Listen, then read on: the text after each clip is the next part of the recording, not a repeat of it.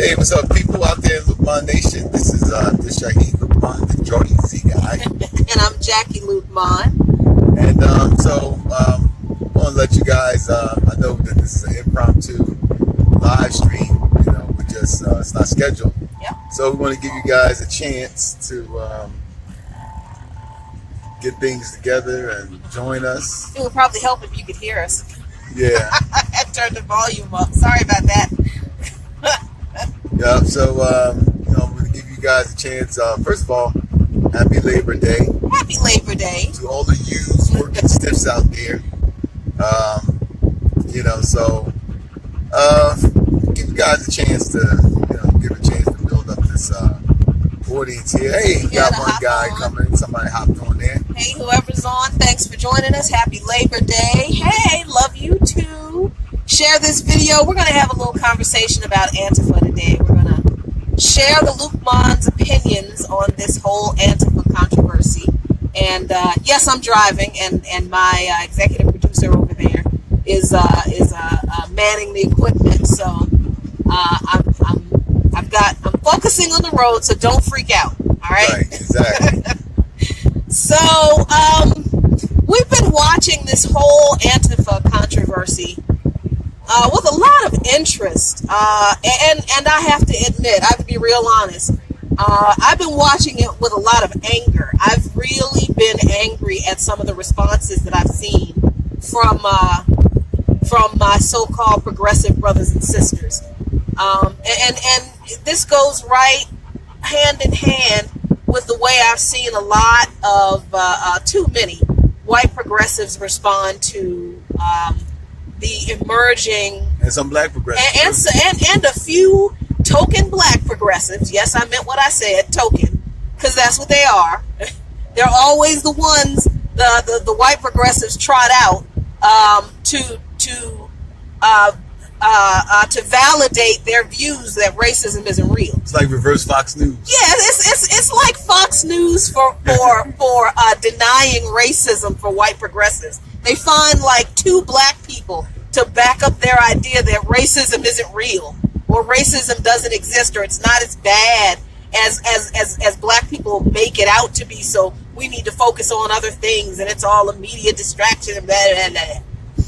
But I mean, I'm seeing the same kind of attitude toward Antifa, and it's really bothering us.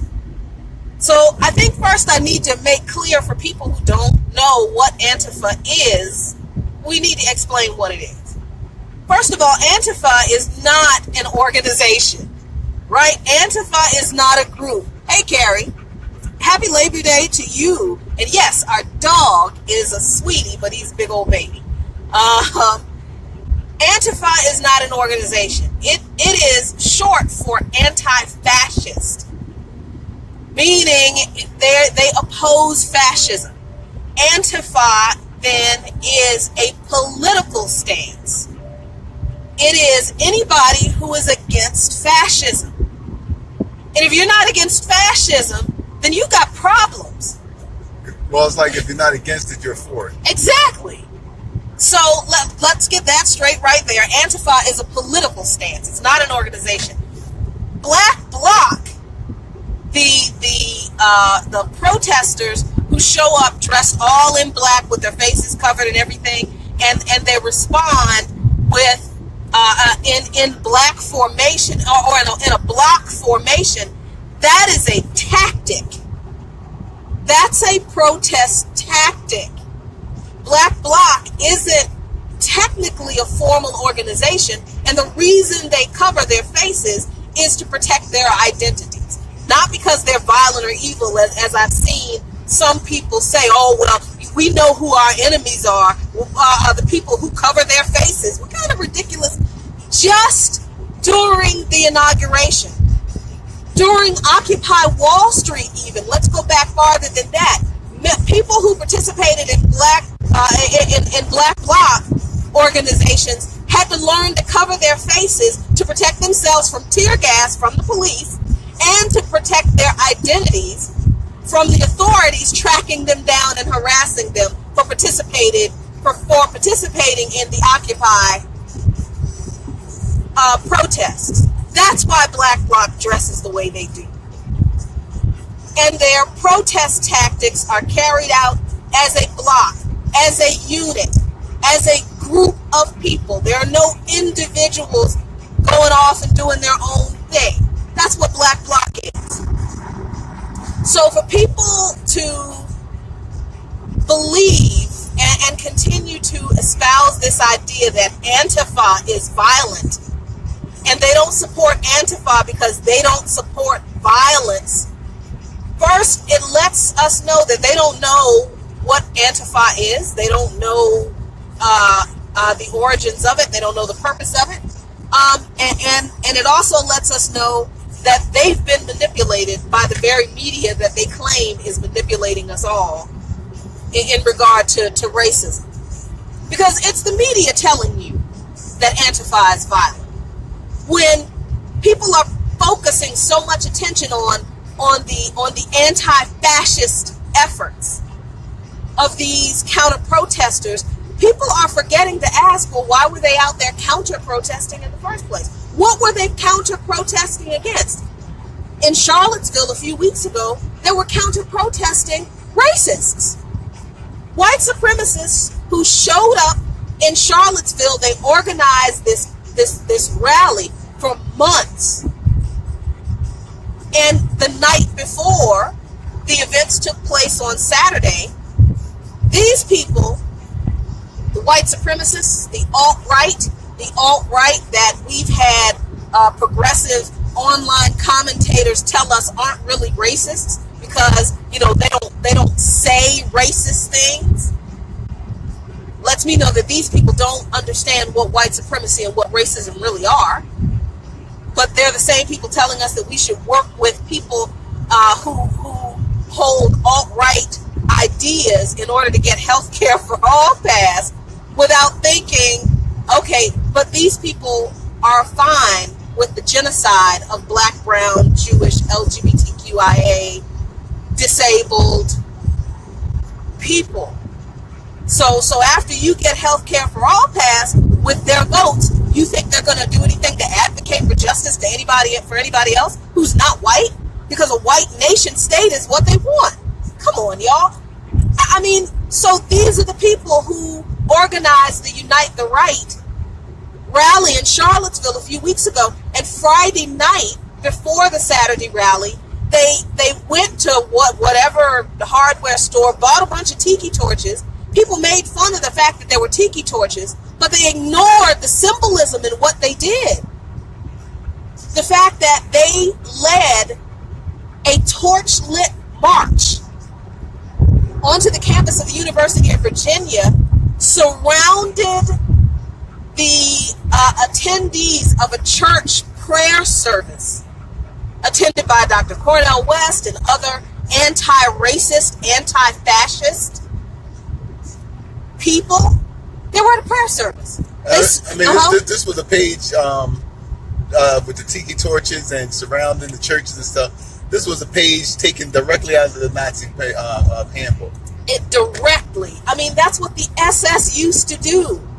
And where did the SS get their playbook from? They got it from the Klan.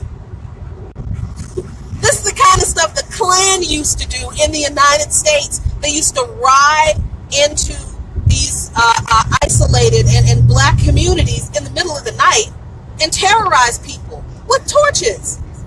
And they burn down their homes and they burn down their churches, sometimes with people in them. And they light their crosses on fire. So people, some of y'all progressives, the Caitlin Johnstons of the world made fun of the fact that this was just 500 assholes. No, these weren't harmless people. They knew the symbolism that they were expressing when they did what they did. But because we have been convinced by right-influenced sources that racism and talking about racism is a distraction for progressives, you minimize that stuff, some of you all. And that's exactly what they wanted you to do. Well, we knew that they weren't harmless individuals because someone lost their life. Exactly. In Charleston. We know that they're not harmless individuals because 9 people who were in Bible study in South Carolina lost their lives by somebody named Dylan Roof, right, who was just dismissed as some, discontent loner. Right. He's a lone wolf. He's a discontent loner. But there 9 people lost their lives. Right. I mean, so for anybody, I don't care who it is, I don't care how much people love Caitlin Johnstone and Tim Black and whoever it is that people support and follow who espouse this idea that these people aren't dangerous and that we should just laugh at them, and that's the best way to respond to racists. Just ignore them, just don't show up. You do know that when you don't show up, when people who historically rely on violence as a tactic, violence and terror as a tactic to intimidate and eliminate their opposition, you do know when you show up, what happens is you don't provide any witnesses to their crimes, which is another thing that they're banking on. They're banking on us letting them have an open playing field to do whatever the hell they want. And some progressives are playing right into that. You know, this whole idea of, oh, they had tiki torches, ha ha ha. Do you think the people who were in that church that they surrounded and intimidated and terrorized that night were laughing at the fact that they had tiki torches? That shit wasn't funny. Do you think the students that they assaulted that Friday night at that statue of Robert E. Lee, there was a small group of University of Virginia students who were protesting at the statue against the Unite the Right rally. And the Unite the Right people with their tiki torches that everybody made fun of surrounded those students, began to beat and assault them, doused them with lighter fluid, and tried to set some of them on fire. Do you think those students were laughing at some tiki torches? Do you think these people were just 500 assholes? No, they're dangerous. And anybody who is opposed to that kind of terrorism, or any kind of terrorism, any kind of fascist action that oppresses people, you're an anti-fascist. Dr. Cornel West and the people in that church, they're anti-fascists because they were in that church praying against fascist racist forces, praying for the strength to stand up against them. Those students at the Robert E. Lee statue, anti-fascists. The counter-protesters who came out the next day, all of them anti-fascists. If you were opposed and sickened by how many people showed up for this Unite the Right rally with guns and billy clubs and what do they call them? The Cobra sticks and shields and military equipment, the long guns. If you were appalled by that, and if you are appalled and opposed to racism and fascism, then you're an anti-fascist. And the way these people showed up in Charlottesville on Saturday made it very clear, and what they did on Friday night, that people act like never happened so they can dismiss and diminish how dangerous these people are. The way they have conducted themselves makes it very clear that they aren't opposed to using violence against people to advance their narrative, to advance their agenda. What they want is a white ethno-state. That white supremacy exists to protect white interests at the expense of everyone else. And that includes white people who are opposed to elevating the interests of white people at the expense of others. So yeah, white supremacy, well, it'll eat white people up too. So for people to believe that when you're dealing with a violent, racist, terrorist group of people that not only has a history of violence that we can point to over the past 400 years, and that's not just the Klan, but the neo-Nazis, I mean, they support genocide just like the Nazis did, just like the first Nazis did. They don't want to reason with people. They really want to kill us all. They want to kill all of the brown people. They want to kill all of the black people and all the Jews. And they'll kill as many white people as they have to if you get in their way. And they are perfectly happy using the government to do it. That's fascism. If you're opposed to that, you're anti-fascist. And knowing that these people are perfectly willing to use violence to achieve their goals, you mean to tell me you're opposed to self-defense? Not only for self-preservation, but for protecting the lives of other people? You're squeamish? Because some of us are willing to throw some punches back at somebody who comes to us with a fight? You're kidding me. Yeah, I think the opposition that we've been reading comes from a lot of people who feel that, you know, violence or even the threat of violence has no place in the progressive movement. You know, that's what I've been basically saying. And what I wanted to piggyback on is the fact how dangerous it is to basically minimize the threats from these people. Right. Because, I mean, historically, you know, in Germany in the 1930s, might have been earlier than that, but anyway, when the Nazi Party was just a fringe political group, they weren't taken seriously by anybody. Right. Then they had this guy named Hitler who decided that he was going to stage a rebellion, as what was famously known as the Beer Hall Rebellion. The Nazis were just a fringe group. No one took them seriously. Yep. So they went out and they tried to organize a government overthrow, and the state took them down. Hitler wound up going to jail, and the media at that time in Germany just basically laughed. Oh, look at these bunch of kooks, you know, this guy Hitler, and look at these people who, you know, they're just a bunch of kooks. And then what happened is, within a few years, those kooks wind up taking over the government.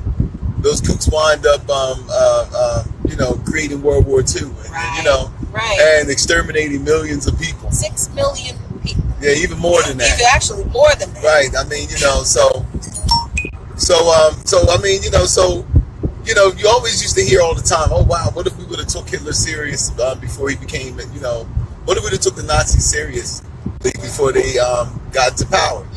You know, so I mean, history is there to teach us. Right. You know, and as far as the opinion that violence has no part in the progressive movement, well, you know, look, as much as a lot of you hate to look at these examples that I'm about to show, but I mean, if black people didn't meet fire with fire, they would have been exterminated. I mean, if we talk about the lynchings, there was a story out that we posted on our page about 4,000 blacks that they acknowledge, at least 4,000 blacks that were lynched during the late parts of the 19th and early parts of the 20th century. When we look at how the Klan basically terrorized blacks so much that it caused the mass migration of blacks, which we call the Great Migration. Right. But also those who didn't migrate stayed behind, and they had to form their own defense. They had to form their own self-defense groups because they couldn't rely on the police. Because the police were in on it. And if the police weren't in on it, then the police weren't providing no protection for them. So now, if you think that that's just something that's you know, relegated to the annals of history, right down there in Charleston, what was the biggest complaint? That the police did not get involved. That's right. That's right. So this violence took place, and the police were supposed to maintain enforce the peace. That they didn't do it for whatever reasons they gave. They didn't do it, and they were forced to actually get involved. Right. You know. So I mean, you know, these things, you know, this stuff is something that we have to learn from. You know, we have the Deacons of Defense, which were a bunch of church-going men. Yep. Who got tired of the Klan coming to terrorize them, and they decided to form their own self-defense groups with shotguns. And out in West, the Black Panther movement. When the Black Panthers, they didn't fire a single shot. Nope. But just the fact that they were walking around armed sent a message that, look, you know, yeah, we're prepared to meet fire with fire. Now, you know, of course, they say, you hear, we've heard some of our progressive friends say, well, you know, I would give my life for you, or I would do this and I would do that. Well, that's noble, but it's not necessary. Sometimes you got to speak the language that some people understand. That doesn't mean that you always have to fight or go to war or anything else. But we know that the reason why we haven't suffered a nuclear catastrophe between the superpowers is because of what they had called mutually assured destruction. You know, so one side knew that, that it would be, they wouldn't benefit from an attack on another superpower because who would gain? Right. You know, so it's a mutual loss. Right. So, I mean, look, all of this criticism about, Antifa showing up and they're violent and, violence has no part. We need to stop living in this fantasy world. And I always said this, progressives, that we got to deal with the world as it is, not as we want it to be. Yes. We work towards a world that we want to work into building a world where peace is the first language everybody goes by. Right. But that's not the world we live in now. No. And so we have to accept the world for what it is. We can't gain anything for our cause without sacrifice. Yeah, and it's funny because we're on our way down to Richmond, Virginia, to hang out with our friends, Phil Willeto and Anna Edwards and the Virginia Defenders, and the Fight for 15. For they're having a big Labor Day rally today, so we're going down there for that.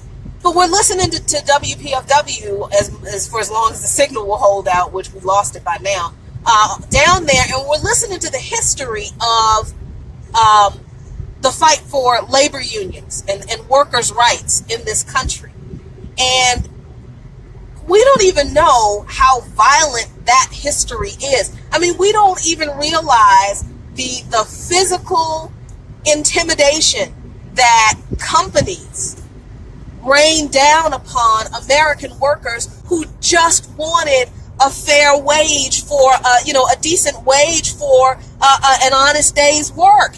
And these company owners, the company bosses, they wouldn't give it to them to the point where they would send people to these workers' rallies or sometimes to workers' homes and beat them and sometimes kill them.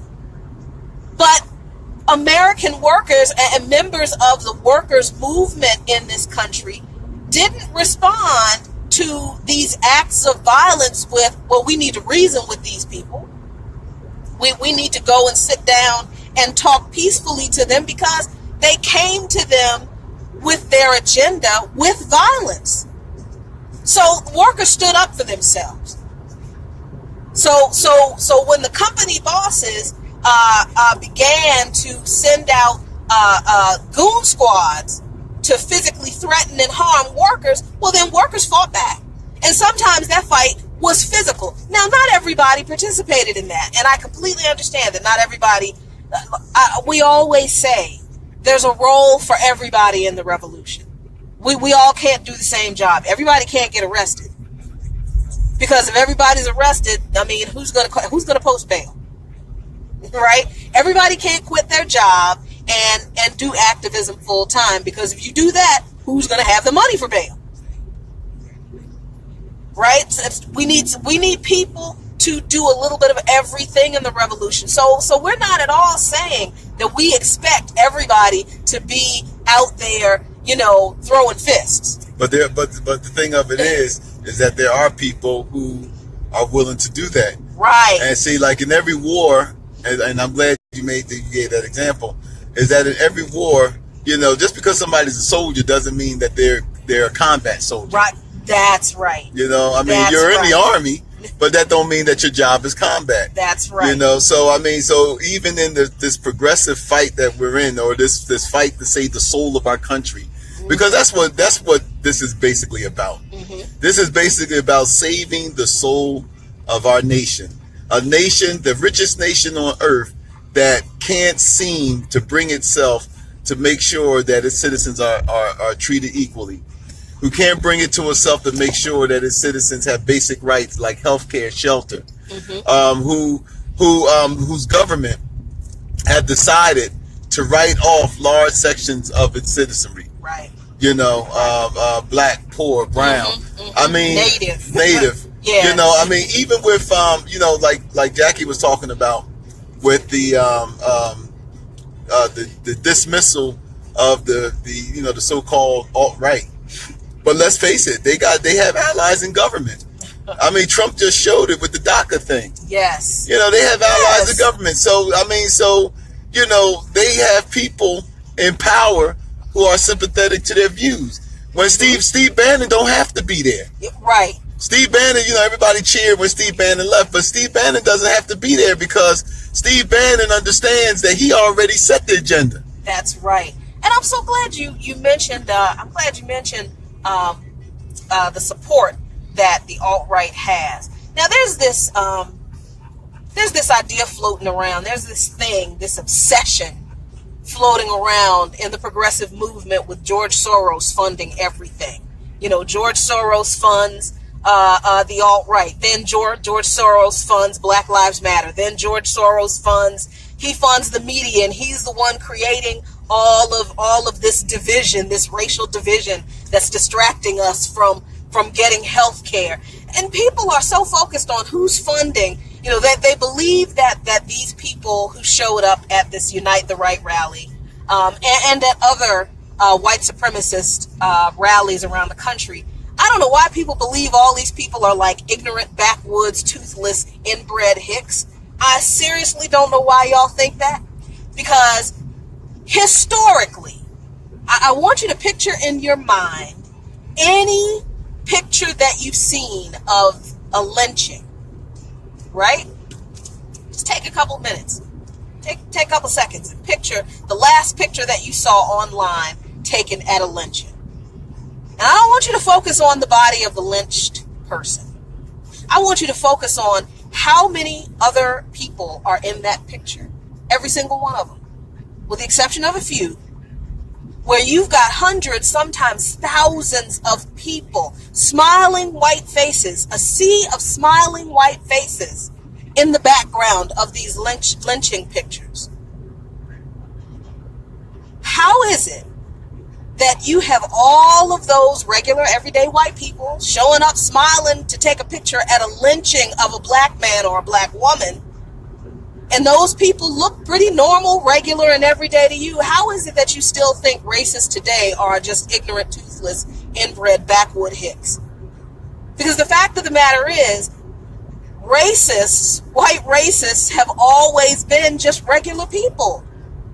The tens of thousands of white people who made up all of these mobs of racist white people that attacked black communities in the mid to the late 1800s after Reconstruction, and in the beginning of the 20th century, those were business owners, they were teachers, they were judges, they were police officers, they were clergy, they were farmers, they were everybody. They weren't just some people who are cut off from civilization living on a compound in Idaho whose daughter married their cousin. You know, get rid of that stereotypical idea that you have of what an American racist looks like, what an American racist is. The reason the alt-right people have a new uniform, which are the khakis and the polo shirts, is to show other white people that they want to recruit that they're not that stereotype. Well, Richard Spencer says that all the time. Exactly. But to the support, people are asking, oh, well, George Soros is doing all this to distract us from, you know, using the media to focus on this, to distract us from getting health care. But people aren't asking the right question in regard to who's supporting who. You're asking, well, how did all these people be able to afford to get to Charleston, Virginia? I mean, seriously? We're driving to Richmond.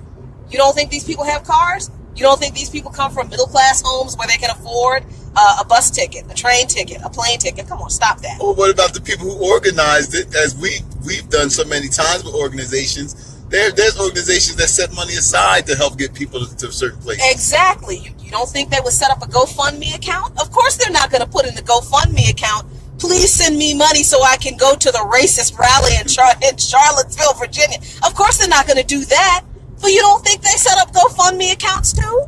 But here is the part of this story that is missing, that a lot of people, because they're so focused on the narrative that is being fed to them about how not dangerous and how silly and ridiculous these people are, so we should just ignore them.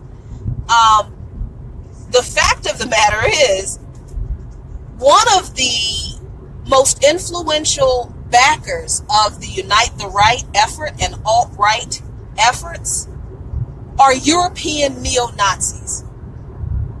There is an enormous, I think it's Swedish, European, Swedish neo-Nazi group that funded part of the Unite the Right rally. Can't remember the guy's name right now. It's a name I can't pronounce and can't remember. But if you're going to ask where they get their money from, they get their money from racists who want to see the worldwide spread, the worldwide reemergence of the white ethno-state agenda. George Soros isn't funding this to distract you from healthcare.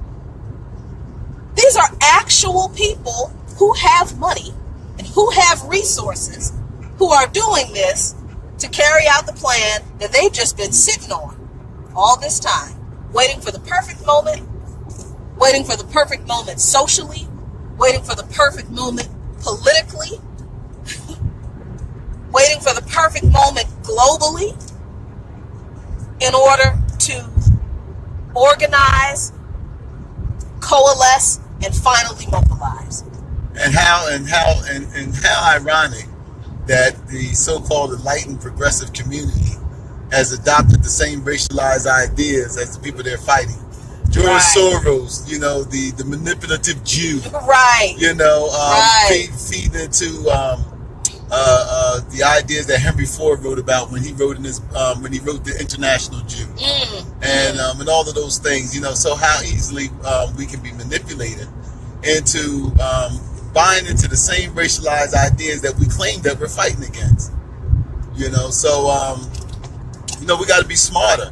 Even with the fake news that everybody's talking about now. The right have put a lot of effort into producing fake news accounts of Antifa. Right. Fake news accounts of Black Lives Matter. We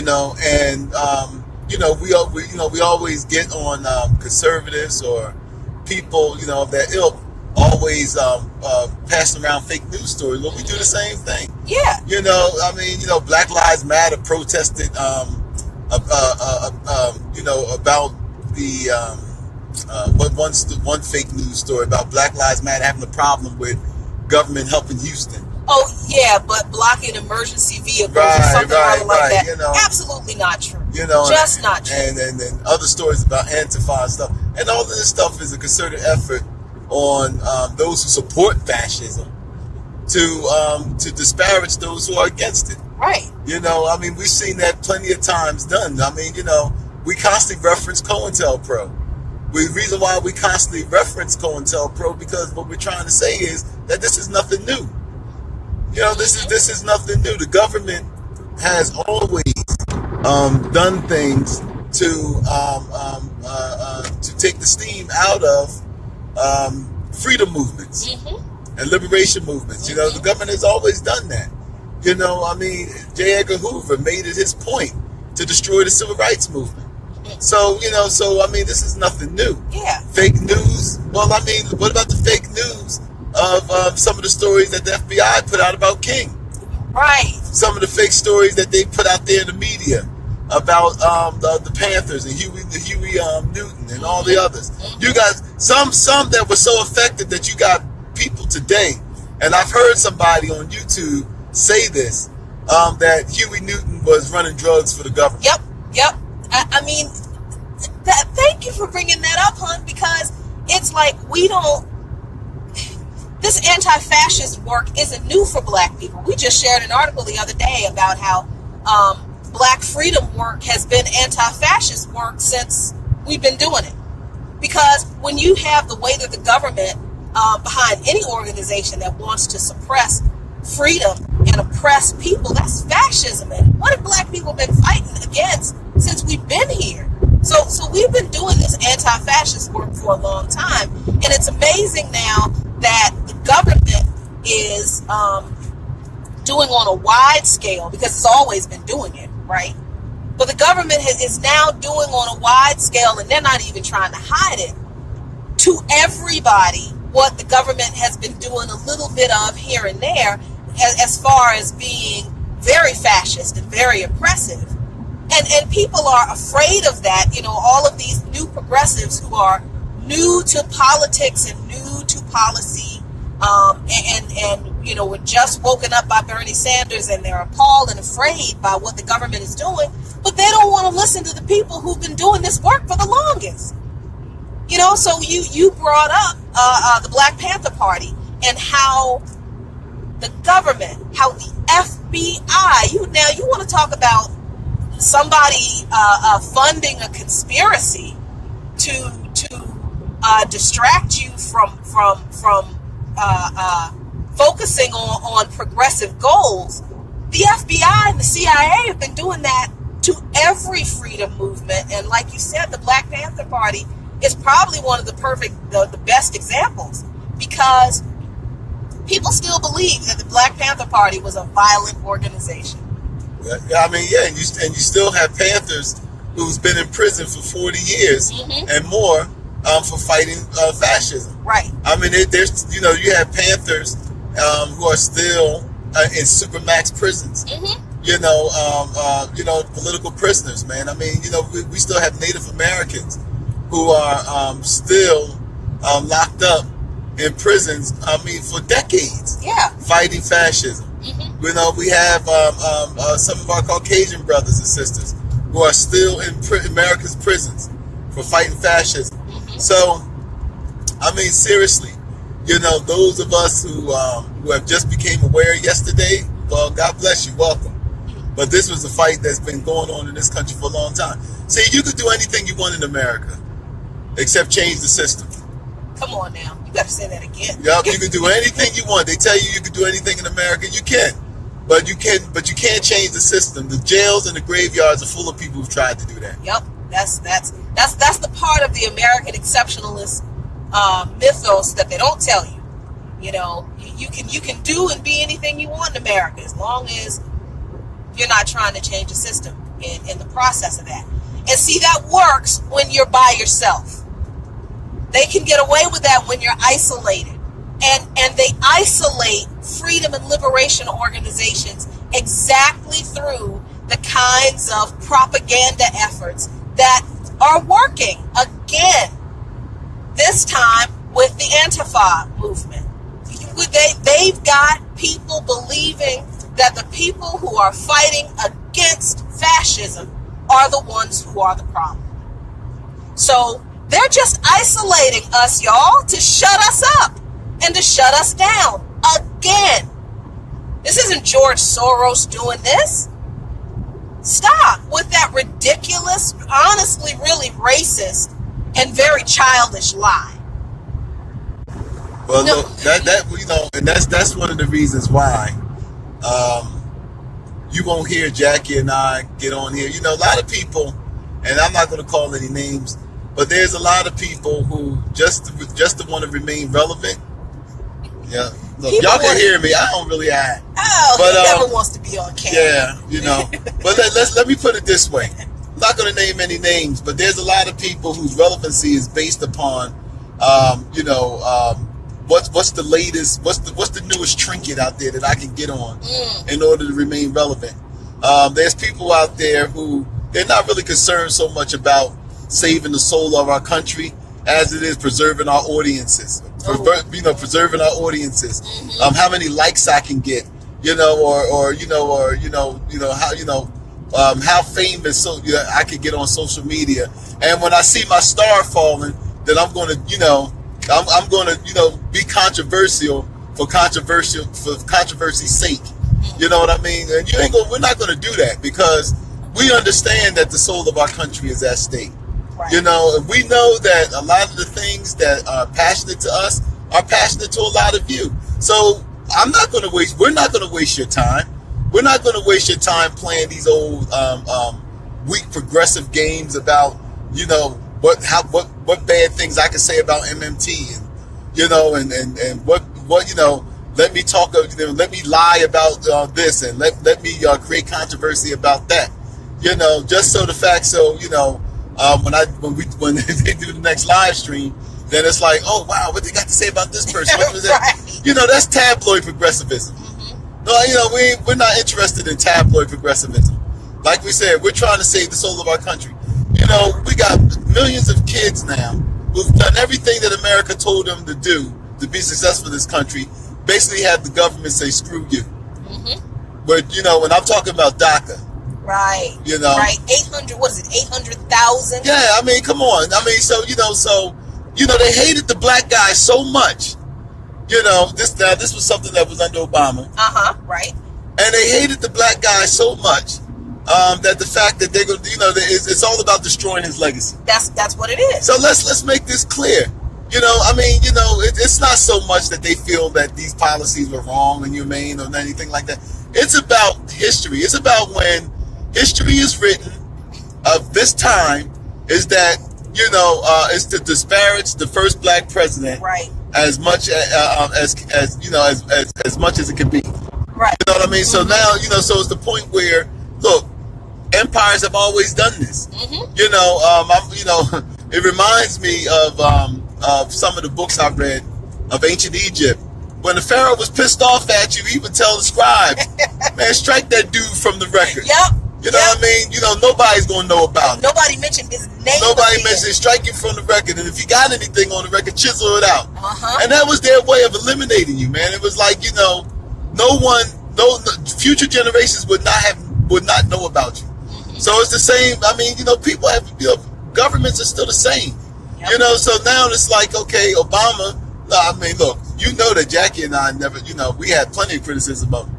But at the same time, this is what this is really about. It's about erasing this man's legacy, the good things that he's done, and check out what kind of message that sends to people who was looking at this country as a beacon of hope, beacon of opportunity, all this stuff. To the fact that they come here and do, and we're talking about kids who were born here, so we're not talking about people that fled other countries and came here. Right. We're talking about kids who were here where this country, this government made a promise to them. A promise to them, and they went and they took on the problem. The most despicable character defect is a person that doesn't honor their word. Oh, right. That's the most despicable character defect, is someone who doesn't honor their word. And so when you have a country like the United States that sit up there and give their word. I don't care if you didn't like the last president or not. It's not about that last president. It's about this country gave its word. That's right. So what's more important? You know what I mean? My hatred for the previous president, or the fact that as a national character identity, we got to preserve our integrity. That's the thing. I mean, these are the same people who are always talking about American ideals, right? American values. But honesty and integrity are not a part of those values. Because regardless of how you feel about immigration, now I understand how that people have different opinions about immigration. That's fine. We can disagree on those things. But if our country has made a promise to protect a certain group of people, then how do you go back on it and then in the same sentence talk about American values? What the hell? Or as he flippantly said at an interview, oh, we love the dreamers. Oh, we love everybody. The dreamers. We love everybody, and this is how we show you that we love you. We're not gonna honor our word to protect you from so it is absolutely true, hon, that all of this is about destroying the legacy of the black guy who was president for 8 years. That's exactly what it is. And like we always say, we have plenty of criticism of Obama. He's done plenty of stuff to be criticized for, just like every president has. I mean, at the same time, he's done some good things too, and I believe the DREAM Act was one of those good things. And the reason it is more important for Trump to destroy Obama's legacy than it is for him to keep the word of this government, of this country, is because destroying that legacy preserves this myth of the great white America. That America, it begins to reestablish the identity, the white identity in America. Nothing that's associated with Barack Obama can survive. That's good. Because they literally can't give the black guy any credit. All credit for anything decent has to be taken back by Trump.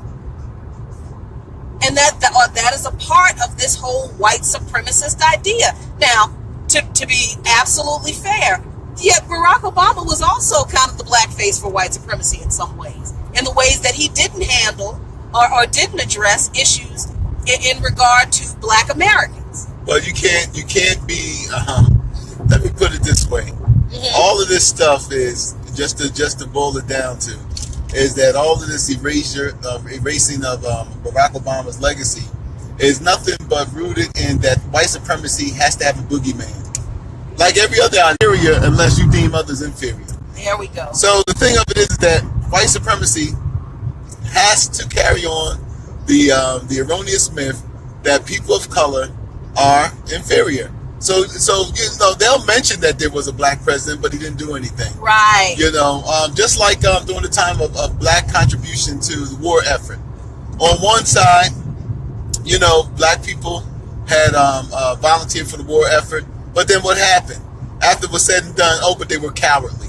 Right. Even though the written records state otherwise. Mm-hmm. But then, it was like, and I'm always, I always have to laugh when I think about when we had the DC sniper some years ago. Uh-huh. And some of you who've been following us heard me use this example before. But when the DC sniper, and I remember listening to the talk shows during that time, and all of these white male military experts who served in the army and who were Navy SEALs and had all this combat experience. They were coming up on talk shows talking about, this guy has to be a Navy SEAL, or this guy has to be trained in covert ops, and he's definitely special forces, because to make the kind of shots he's making, he's like the cream of the top of the top, the cream of the crop, cream of the crop. Then they found out that he was a black guy. And the same conversation all of a sudden said, that's not so special. Then the talk was like, I took my 12-year-old son camping and he shot better than that. Yep. You know what I mean? So, it's rooted in the racialized concepts that this nation was founded on. In fact, that Western civilization itself was founded on even before there was an America. Mm-hmm. So, so it's still these racialized concepts that we can't accept that talent exists with other people. We can't accept that that other people are just as smart as we are, right, just as capable, just as talented, in any capacity for anything, right, good or bad. So the point being is that even now it still has to be this narrative that the first so-called black president was incompetent. And that's the story that America likes. We like, like to hold on to the incompetency of people of color. Right. So that's it. So so that's our take on it. Yeah. And again, we're gonna have to develop tougher skins, when it comes to pushing, because don't think that we're going to go up against these forces and they're just gonna, we're just gonna, like the back in the hippie days, we're just gonna put a daisy in their long gun. They're gonna point a long gun at us, and we're just gonna put a daisy in it, or we're gonna take a Coke and sing the jingle, and drink Coke and Pepsi, and look, there's been smarter people than us who have tried to fight racism and fascism through education, through logic. W.B. Du Bois, that you were just talking about, that was his mission in the beginning. He was going to prove that racism was a false construct through his own example, the way he lived his life, and through scientific research. He was going to use education to enlighten the racists. And you know what the racists did? The racists didn't care about that, because racism is a mental disorder. So you can't reason with crazy people. I take a little different tack that, my husband and I agree on 99.9% of things. I happen not to think that racism is a mental disorder, because I feel like, one, that's almost an insult to people who actually have mental disorders and that can be treated.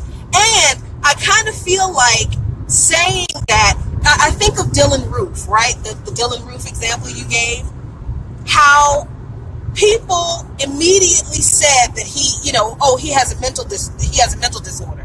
And because he had a mental disorder, people were sympathetic to him, right? Instead of people just calling him the racist domestic terrorist that he is, he had a mental disorder. So I understand that in that racist ideology defies reason and logic. In that regard, it is a mental disorder, because it literally doesn't make sense. I mean, well, if we can't agree that it's a mental disorder, it's definitely a disorder of the soul.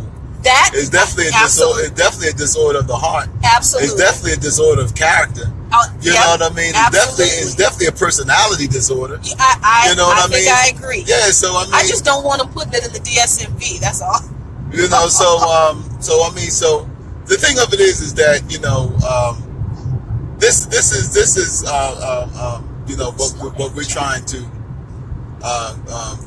what we're trying to emphasize is the fact that look, don't think that they're not going to push back. Right. And when they push back, sometimes we have to have other tactics than thinking we're just going to love everything away. Yeah. It hasn't happened then, it ain't going to happen now. Yeah. And until we're able to save the soul of our country, and that means, that we have to start supporting organizations.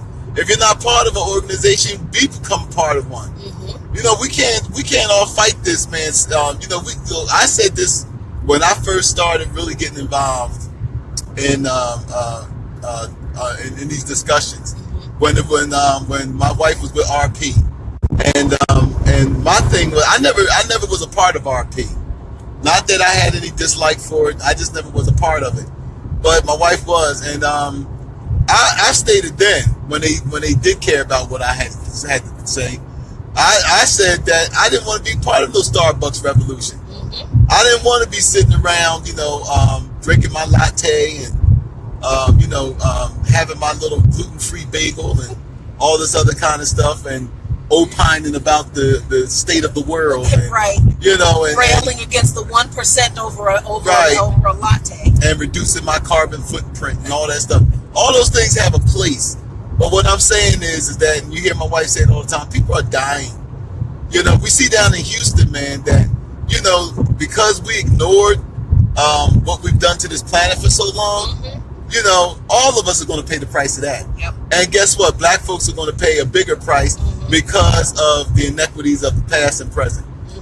So, when we talk about saving the soul of this country, that's what it's about. Right. That's what it's about. We should be a shining light to the world. I shouldn't have to read that Denmark got it right and we didn't. I shouldn't have to be reading about Finland and reading about even places like Taiwan and all these places, or Cuba. Yeah. Reading about places, man, where the state of New Jersey got more resources than they have, and yet they're able to look out for their people, you know. But you know, and yet we still, as American citizens, allow ourselves to be manipulated by the media, manipulated by these politicians, and believing that one day I'm going to be part of that 20%. I'm going to be part of that 1%. I'm going to be part. You know, I just got to work hard enough. I can't attach my wagon to the poor blacks.